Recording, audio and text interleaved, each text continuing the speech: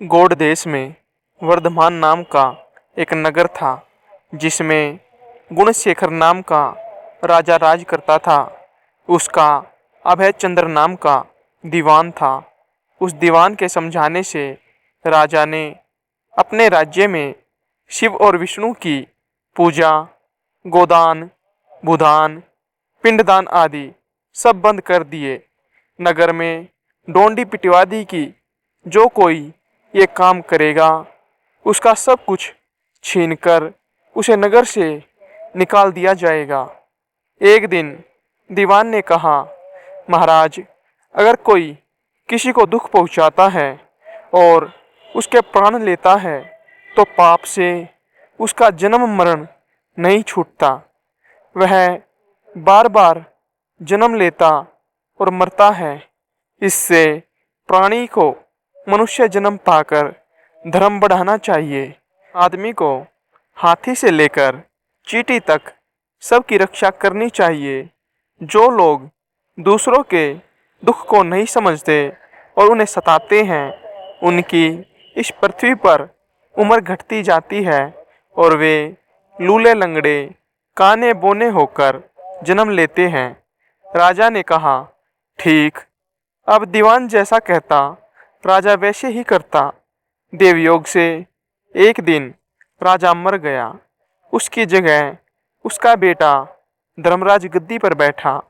एक दिन उसने किसी बात पर नाराज होकर दीवान को नगर से बाहर निकलवा दिया। कुछ दिन बाद एक बार वसंत ऋतु में वह इंदुलेखा, तारावली और मृगांकवती इन तीनों रानियों को लेकर बाग में गया।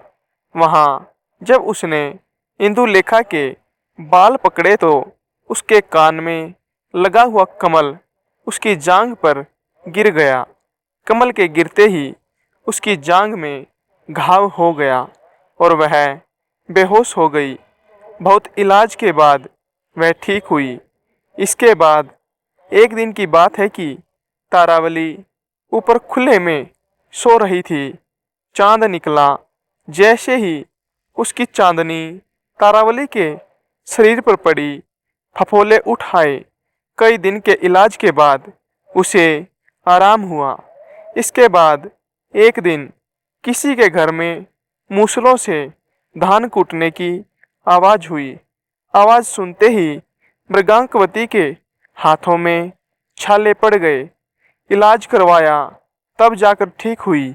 इतनी कथा सुनाकर बेताल ने पूछा, महाराज, बताइए, उन तीनों में से सबसे ज्यादा कोमल कौन थी? राजा ने कहा, पहली दो को घाव और छाले कमल और चांदनी के छूने से हुए थे, जबकि तीसरी मृगांकवती ने मूसल को छुआ भी नहीं और छाले पड़ गए। वही सबसे अधिक सुकुमार हुई। राजा का इतना कहते ही बेताल फिर पेड़ पर जा लटका। राजा दोबारा मसान में गया और जब वह उसे लेकर चला तो उसने 12वीं कहानी सुनाना शुरू किया, जो आपको अगली वीडियो में सुनने को मिलेगी।